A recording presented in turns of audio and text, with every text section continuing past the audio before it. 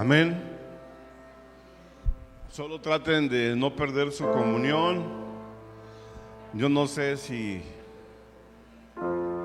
cuántos habrán sentido la presencia del Espíritu Santo. Y Él no se ha ido, Él está aquí.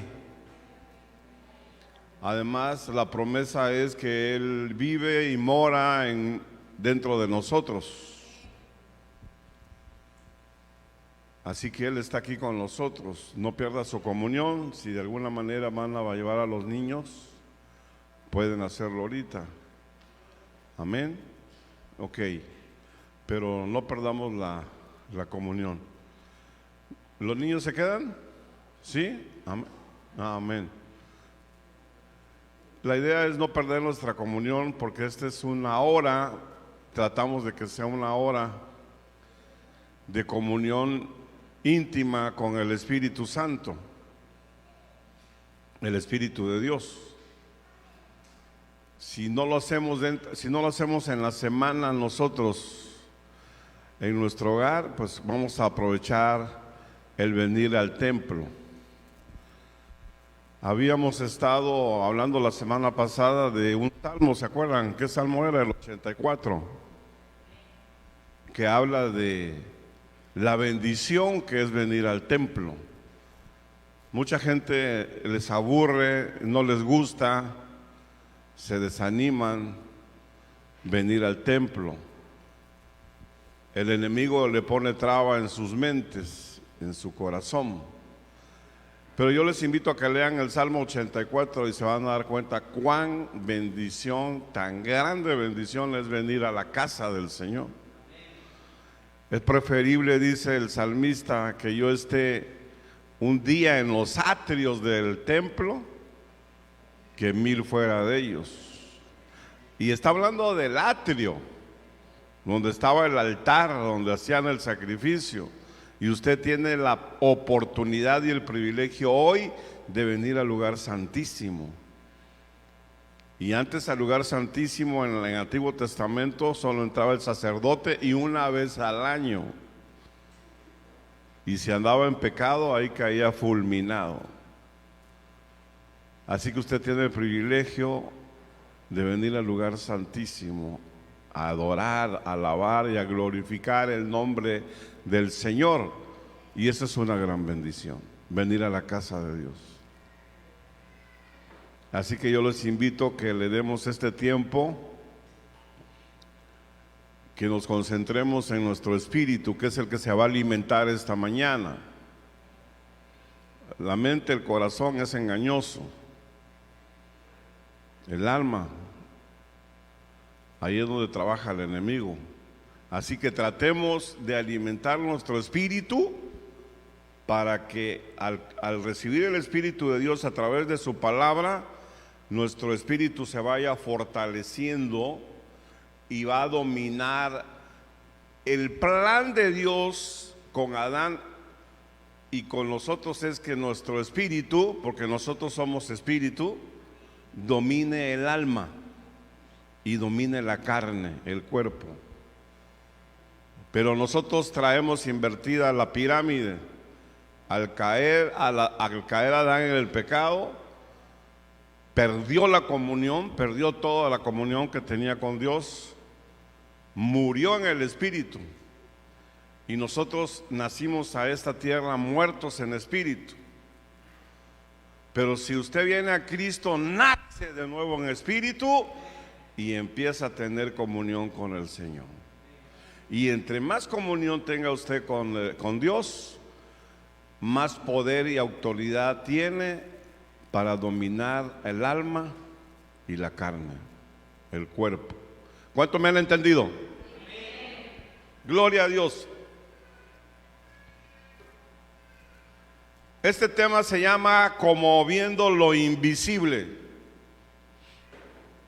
¿Cómo que viendo lo invisible? ¿Qué será lo invisible? Lo espiritual. Oiga, pastor, entonces, ¿cómo? A ver, ¿cómo está eso? ¿Yo puedo ver lo espiritual?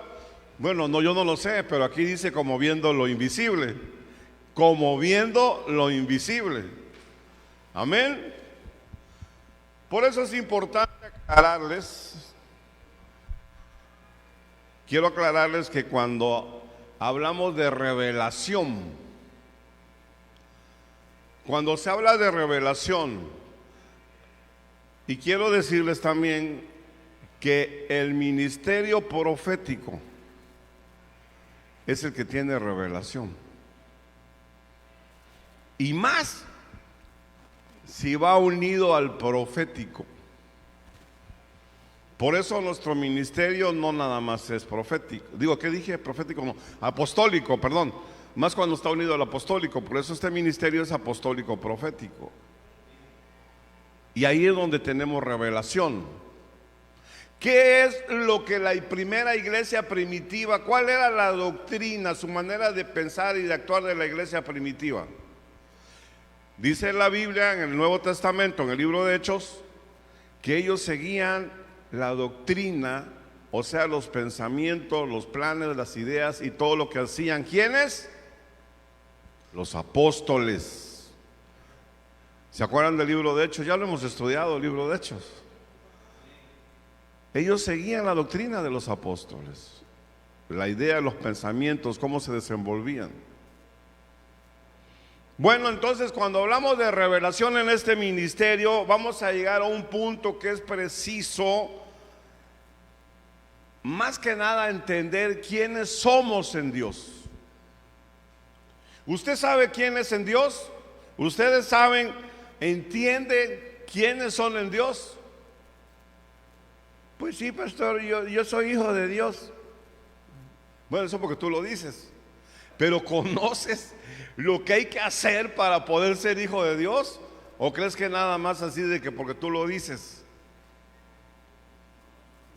Por eso, para eso existe la palabra profética, para eso está lo apostólico, lo profético, para que haya revelación y a través de esa revelación ustedes puedan entender quiénes son en Cristo, quiénes son en Dios. Y déjame decirte que este es un misterio que no demasiados cristianos tienen.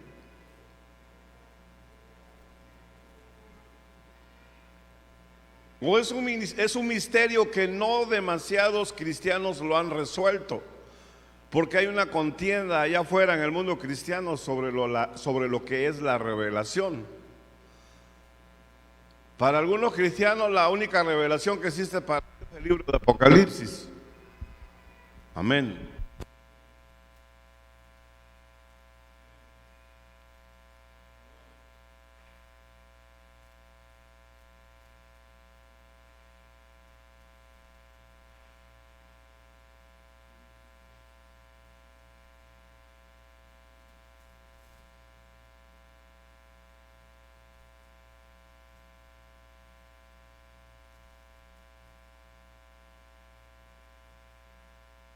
Pedimos una disculpa a nuestros hermanos que nos están viendo en Facebook Live. Entonces llegamos a un punto preciso para entender quiénes somos en Dios. Y es un misterio que todavía muchos cristianos no están resueltos. Porque si yo te preguntara quién eres en Cristo, yo sé que tú me vas a dar una respuesta que seguramente es la que ya conocemos de miles de creyentes.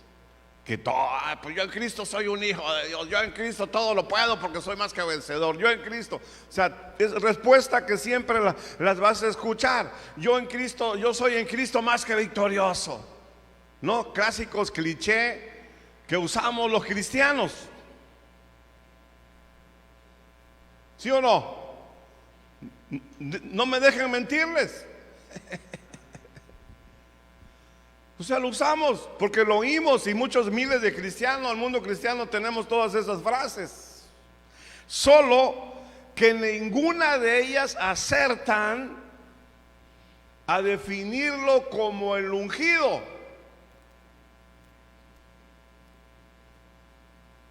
¿Quién es Cristo? El Mesías, pastor. Bueno, amén. Eso es lo que los judíos pensaban, pero nadie acerta cuando te preguntan quién es Cristo o quién eres en Cristo. Nadie lo define como el ungido. Y lo más curioso de todo esto es que la palabra Cristo, que es la traducción del griego a la palabra Mesías, porque así lo tradujeron, lo que significa precisamente es eso, ungido. Eso es lo que significa la palabra Cristo, ungido. Y resulta ser que en cierta ocasión, al comenzar su ministerio, Jesús entró en la sinagoga de Capernaum un día de reposo. Y a él le tocó leer donde abría el rollo, porque ellos no tenían Biblias como nosotros, ni ahí en tu celular, ni en tu tablet, sino eran unos rollos que lo van extendiendo. Y a él le tocó ese día de reposo leer, y casualmente abre el rollo. Fíjese, diría nuestro hermano Raúl Salas, casualmente. Pero yo creo que en el reino no hay casualidades. Pero casualmente, para que me entiendas, abre el rollo justamente el Señor Jesucristo, ¿verdad?, a los judíos, a los religiosos, a ese mundo de creyentes. ¿No? Abre el rollo justamente en el pasaje que el profeta Isaías 700 años antes lo había profetizado, y dice: el Espíritu del Señor está sobre mí, por cuanto me ungió el Señor.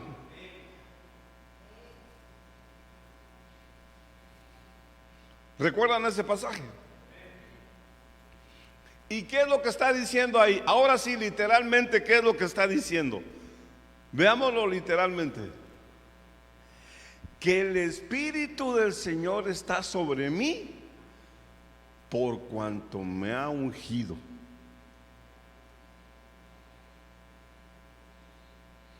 ¿A ustedes quién nos ungió? Bueno, ese es otro rollo que tenemos que desenvolver después, desarrollar después.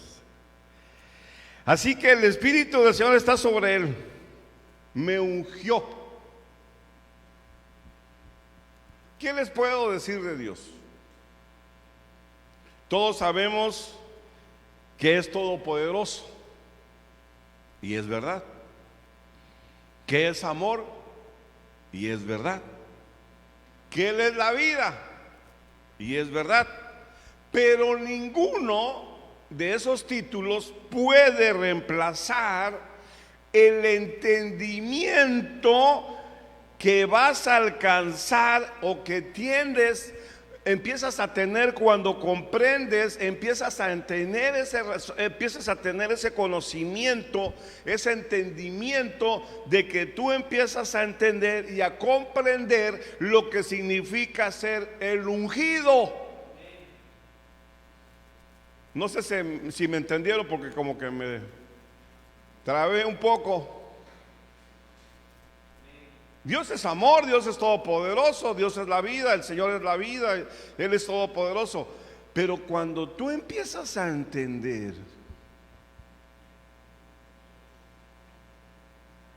tu entendimiento se reemplaza. Cuando empiezas a comprender lo que significa ser el ungido. Ha habido mucha buena gente en la tierra, claro. Te puedo dar dos ejemplos: Mahatma Gandhi, la hermana de Teresa de Calcuta. Muy buenas personas, muy buena gente. No te podría yo discutir todas las cosas buenas que hicieron por la sociedad de su tiempo, no te lo podría discutir. Fueron geniales, tanto Mahatma Gandhi como Teresa de Calcuta. Sin embargo, pese a todo lo que sin ninguna duda ni discusión hicieron por la sociedad de su tiempo, ninguno de ellos, ni Confucio, ni Buda, ni todos los que tú me quieras mencionar, podrán ser nominados como el ungido de Dios. ¿Me estás entendiendo? ¿Están empezando a tener revelación o todavía no? Entonces, cuando Jesús termina de leer este pasaje, les profetiza. La Biblia dice que el espíritu de la profecía está en Jesús. Amén. Así que si nosotros tenemos a Jesús, tenemos el espíritu de profecía, mi hermano. Les profetiza y les dice, oigan esto, esta palabra hoy se ha cumplido. Y lee un poco más, no solamente este mensaje o este pasaje, le lee un poco más y añade, me ha enviado a liberar a los cautivos, ¿se acuerdan? Y luego dice, a pregonar libertad a los oprimidos, a los presos, apertura de la cárcel y a declarar el año de la buena voluntad del Señor. No quiero profundizar en estos versículos, porque mucha gente todavía no lo ha entendido. Es más, mucha gente todavía a estas alturas del partido ni siquiera tiene revelación de lo que es pregonar libertad a los oprimidos, de lo que es la apertura de la cárcel. Todos en su mente se imaginan que ya van a salir todos los presos que están allá, esos bandidos, narcos y todos los demás. Y esa es la idea que tienen, ¿no? No está hablando de eso. El Señor no está hablando de eso. Porque eso es a base de revelación que lo vas a entender, pero ahorita no voy a profundizar. El tema es otro, el ungido. Entonces el Señor, antes de empezar su ministerio activamente, establece Él quién era. En base a la palabra de Dios, en base al rollo que estaba leyendo. Y lo que Dios esperaba de su manifestación, de Él. O sea, Él podía entrar por la puerta izquierda, Él podía entrar por la puerta derecha, pero no. Él entró por la principal y llegó y se plantó y lo declaró y lo dijo. Él lo decretó, lo declaró, lo estableció, lo profetizó y Él dijo, el Espíritu del Señor está sobre mí. Directo a todos esos creyentes religiosos.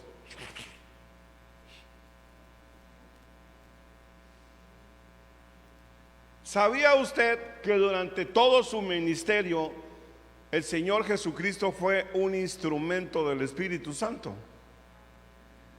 Durante todo su ministerio fue un instrumento del Espíritu Santo. Él lo sabía. Por eso lo declaraba con tanta autoridad. El Espíritu del Señor está sobre mí. Él no trabajó solo. Él no hizo las cosas solas. A Él no se le ocurrió todo lo que hacía. ¿Recuerdan lo que sucedió cuando salió del agua del río? Después de haber sido bautizado por Juan el Bautista, el profeta. ¿Qué fue lo que pasó ahí? Amén. Amén. El Espíritu de Dios descendió, dice que como paloma, algo como una paloma descendió. ¿Se acuerdan? Pero no es solamente eso lo importante. Eso no es lo importante. El Padre habló y dijo, este es mi Hijo, en quien me complazco. Este es mi Hijo en quien me complazco. Esa es mi hija en quien me complazco. A ver. ¿Les gustaría que el Señor ahorita mandara así algo como una palomita y se posara por ahí sobre alguno de ustedes? Este es mi hijo o mi hija. El Señor no se complació porque se bautizó.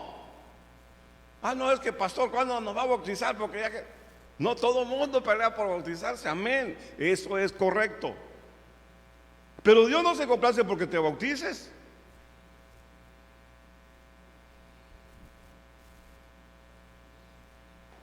Porque para el perdón de los pecados no necesitas bautizarte, esa es una doctrina de hombre. Para el perdón de los pecados no necesitaba el Señor Jesucristo bautizarse. Él no. Quizás a lo mejor nosotros sí, pero Él no. Entonces, ¿en qué se complació el Padre? En el Hijo. Nunca te lo preguntaste. Es que nosotros los cristianos siempre damos todas las cosas por sentadas. No indagamos, no profundizamos, no leemos, no estudiamos. Por eso es que tenemos un pueblo idólatra terrible, idólatra terrible. La verdad que a mí me espanta ver, a veces cuando me pongo a ver la situación. Ayer me fui a cortar el cabello y yo no me había dado cuenta. Fíjese cuántas veces he ido. Yo creo que no lo había puesto el peluquero. De repente no estaba y por el espejo vi así, vi unas lucecitas y de repente volteaba y así toda. Era una serie como de 4 cuadritos, así con lucecitas de imágenes. Y no me había percatado. Y yo nada más lo vi y el Espíritu Santo y yo nada más hicimos así. No, tan grueso este cuate. Por eso los cristianos cuántas cosas no damos por sentado, porque no indagamos, no profundizamos. Todo lo que escuchamos del mundo cristiano, ahí lo absorbemos como esponja y lo imitamos. Nosotros somos proféticos, somos apostólicos, somos un pueblo diferente, somos el remanente de Dios. Pero no somos el único remanente. Con eso no quiere decir que yo diga somos el remanente, no quiere decir que seamos el único remanente. Hay varios remanentes del Señor en la tierra.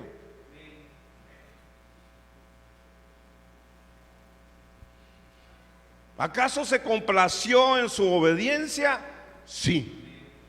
Ahí fue donde se complació. Indudablemente que sí. El Señor Jesucristo no hizo nada sin obedecer al Padre. Ahí es donde se complació el Señor. Ahí indudablemente. Pero hay algo más. En todo esto hay algo más. En el lugar que Jesús le da al Espíritu Santo. Le da lugar. Le da su lugar al Espíritu Santo. Por eso es que el Padre estaba complacido. Ahora sí ya la agarraste la revelación. Y ahora sí ya la están recibiendo la revelación. Primero, obediencia. Nada más mi hermanito, hermano, bueno. Segundo, amén. ¿Sí lo oyeron? Primero. No, todos. Primero, amén. Y segundo, amén. Ese es el lugar que Jesús le da al Espíritu Santo. Obediencia y el Espíritu Santo.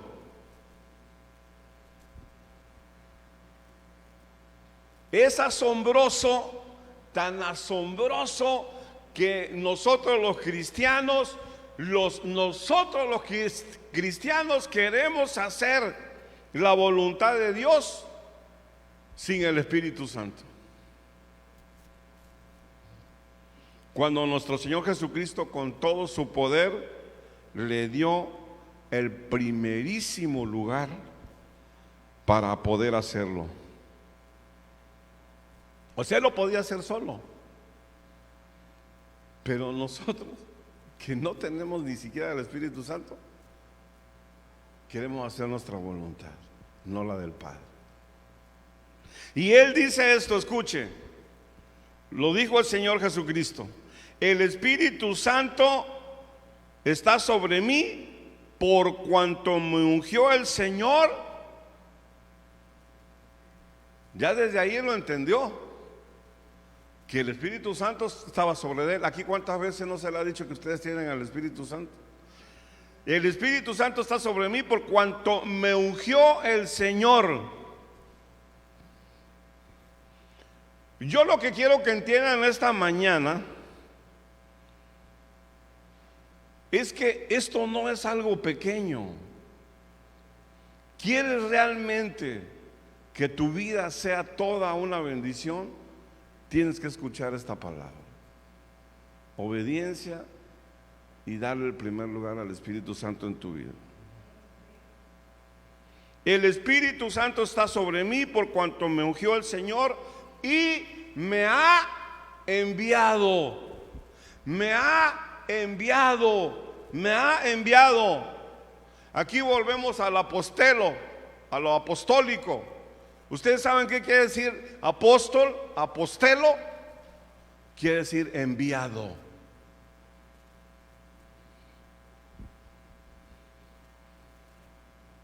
¿Qué te parece? Enviado, ungido, bendecido y enviado.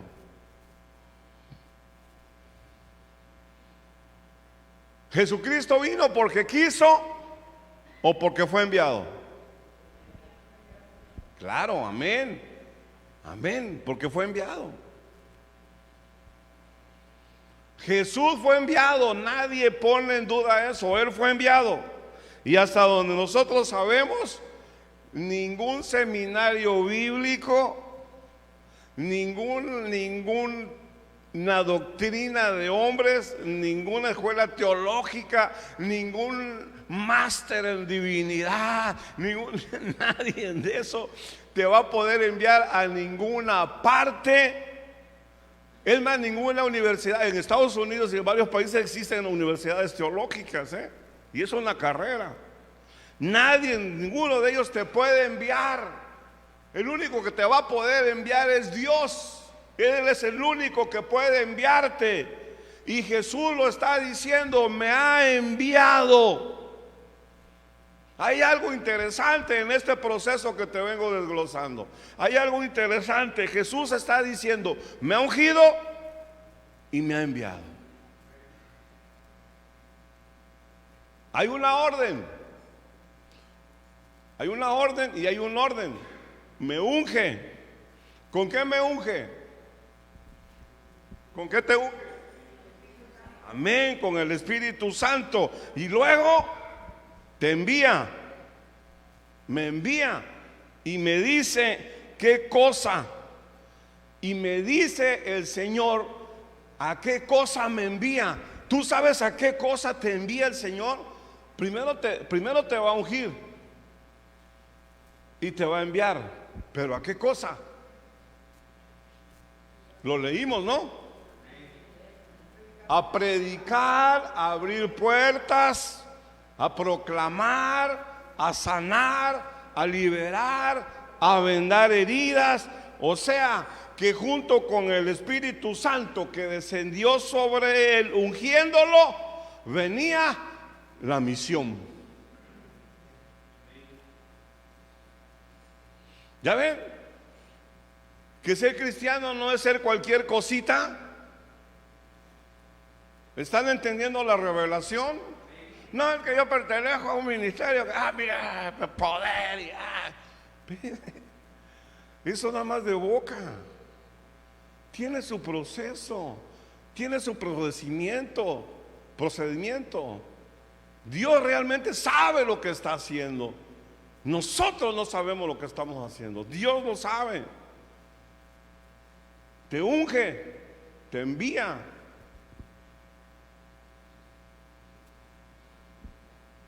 Así que tenemos que ver a Jesús. Él es nuestra copia. Pero bueno, en el reino no hay copias. Tenemos que ser original. Él es nuestro ejemplo. Por eso dice la palabra que tenemos que llegar a la misma estatura de Él. O sea, Él está hablando de madurez. A como vivió el Señor Jesucristo, a como Él recibió el ministerio, de la misma manera nosotros los cristianos, los hijos de Dios, tenemos que recibirlo, porque Él era hijo, Él no era siervo, no era oveja. La oveja se la va a pasar toda su vida comiendo pasto. Ahí lo vas a ver aquí en el templo, toda su vida comiendo pasto. Se ponen chonchitas las ovejas. Y el siervo pues no va a tener todo el poder y la autoridad, porque está limitado. Pero el hijo tiene toda, le da el padre todo lo que tiene. ¿Lo están entendiendo? Hay que entenderlo a Él. Y cuando tú sepas realmente quién es Él, al mismo tiempo va a ser revelado quién eres tú. Te va a revelar el Señor quién soy yo. Te va a revelar el Señor quién eres tú, cuando tú lo empiezas a entender a Él.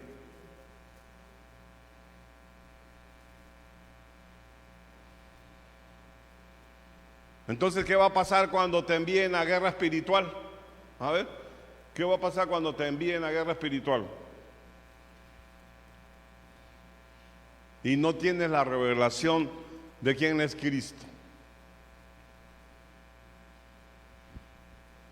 O cuando te manden a predicar, o a vendar, a sanar heridas, o a abrir cárceles, o a liberar a los cautivos, alma y mente, porque ahí es donde está cautivo el hombre. ¿Qué va a pasar? ¿Qué va a pasar si tú no sabes quién eres en Cristo? ¿Qué es lo que te va a pasar? Que la tarea que te encomienden la vas a encarar con un miedo que para qué te cuento. Miedo y vergüenza y pena. Ay, ay, sí voy. No, no voy. Sí voy. ¿No? Porque vas a tener pena, vergüenza, miedo. Oye, pero tú eres más que vencedor. Sí, pero tú eres valiente. No, sí. Porque todavía no sabes quién eres en Cristo. Cuando tú lo entiendas, vas a ser igual que Él. Y ya no vas a tener miedo, ni pena, ni vergüenza. Porque ser valiente y ser más que vencedor, eso es secundario. Sí, perdona. Oye,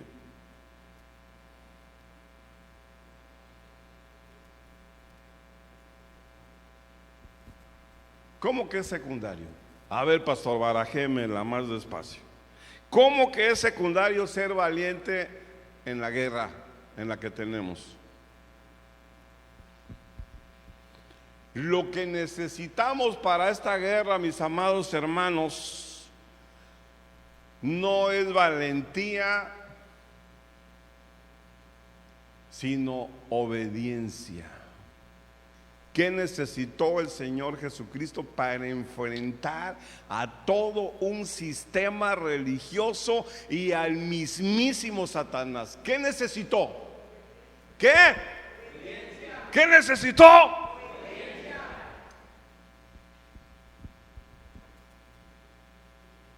No es que seas el más valiente, el más...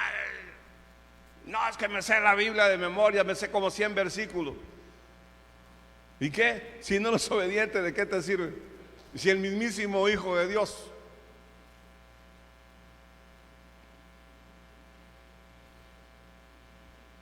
Y eso te va a traer revelación. La obediencia te va a traer revelación. Y es la que te va a traer la autoridad. Y la autoridad es la que te va a traer la victoria. Hablamos de autoridad, ¿se acuerdan? El viernes, creo. La obediencia te trae todo, te trae todo. Victoria segura. Lo que te estoy tratando de decir es que cuando tú entiendas cómo fue que realmente nuestro Señor Jesucristo llevó a cabo su misión y su ministerio en esta tierra, automáticamente te vas a entender tú mismo. Analízalo, léelo, medítalo. Amén. Así que el Señor me puso que aquí hay ungidos. Y esta mañana el Señor me ordenó que yo los ungiera. Y yo no tengo poder. Yo lo que soy es obediente. Y por obediencia lo voy a hacer. Voy a ungir a los que verdaderamente se sientan ungidos.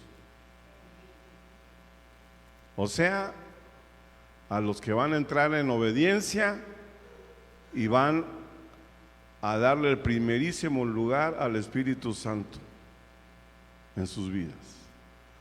Y va a venir la revelación, y va a venir la valentía, y va a venir el poder, la autoridad y la victoria.